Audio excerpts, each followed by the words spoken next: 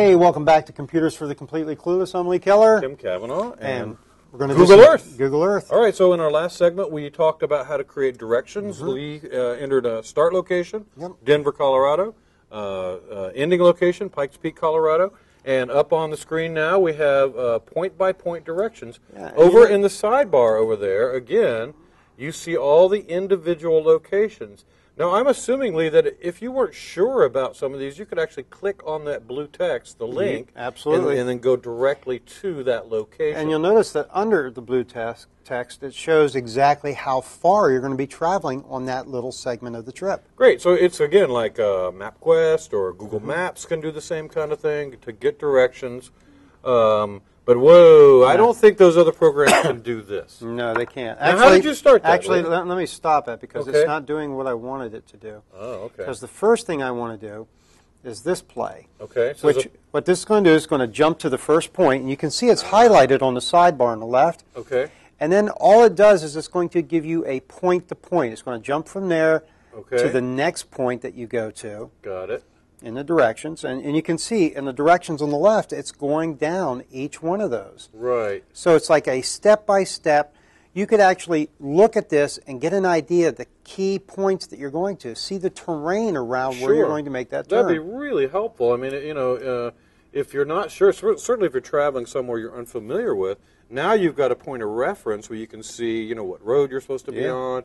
So a quick review of something like this could save you all sorts of hassles when you're out on the road, because mentally you've kind of gotten a chance to see a picture of your route.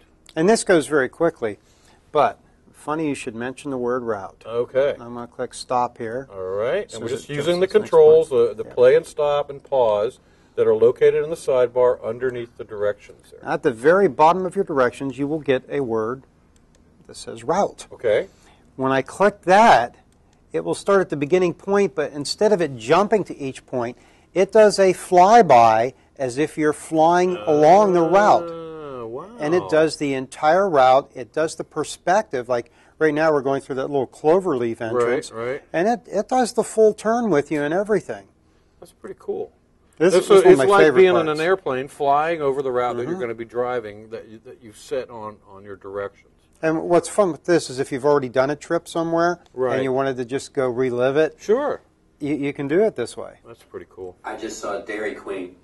Dairy Queen. The producers wants us to stop at Dairy Queen. Is there a stop and get ice cream button on there? Not this time. No, too bad. But what's nice is you can see off in the distance what's coming up. Right. And it's really an incredible little program. But now, I'm assuming we probably don't have time to do this, but you can probably change a lot of the settings here, too. Yes. How fast you're going to fly on the route. Funny you should ask. Oh, funny I should ask. Yeah, I'll pause this. Okay, again, using the playback controls in the sidebar. I'm going to go up here to Tools. All right. And we'll skip the flight simulator, which is pretty neat. For now, that's a whole other show.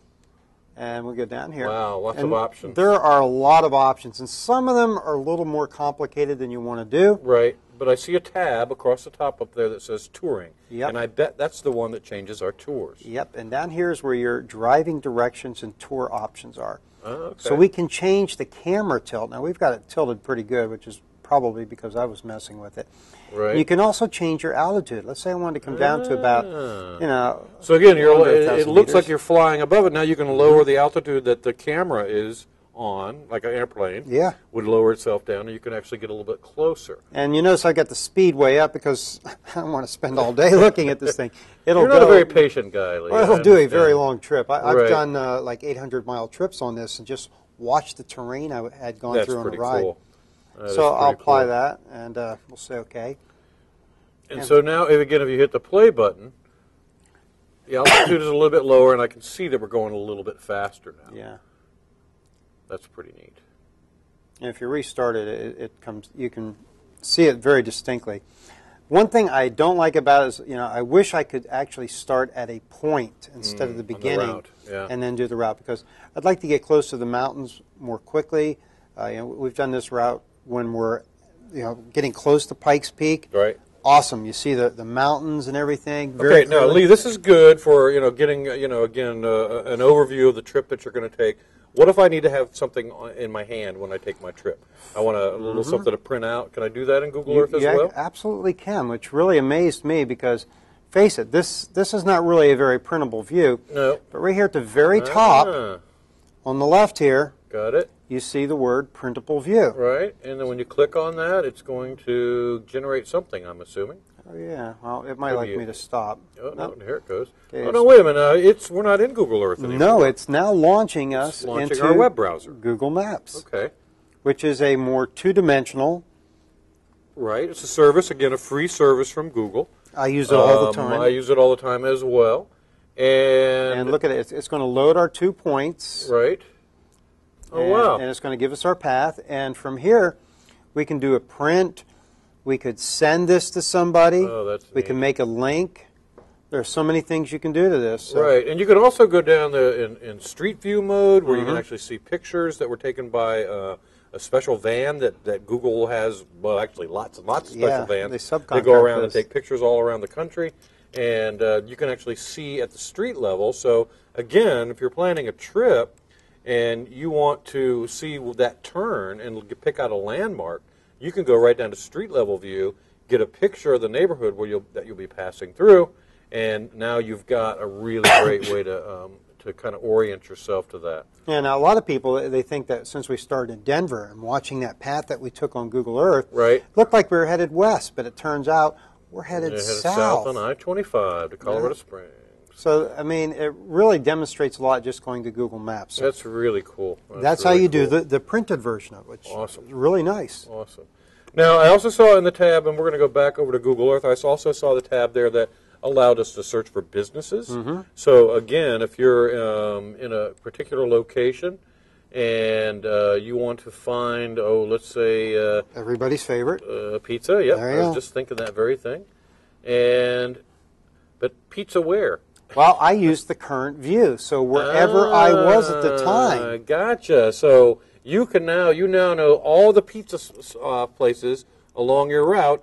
You can stop and have a slice of pizza between Denver and Pikes Peak. And a large variety of different types, too. Right, right. Now, what if I wanted to be in my home location? Well, then we would just put it in here. Let's say you wanted to go to, let's say, 33406. Okay. Oops. Didn't like me there. I think maybe we have to... Oh, I might have to put in a little more information. Yeah, I think it wants to be in an actual location. So let's put in Boynton Beach or West Palm Beach. And we'll look for pizza there. Oh, wow. Now, you didn't even click anything, or did you hit the Enter key? I just hit the Enter key. All right. So here we go. Now we're flying down to West Palm Beach. And it's going to locate. Places. Now, if you click on one of those markers, what kind of information do we get?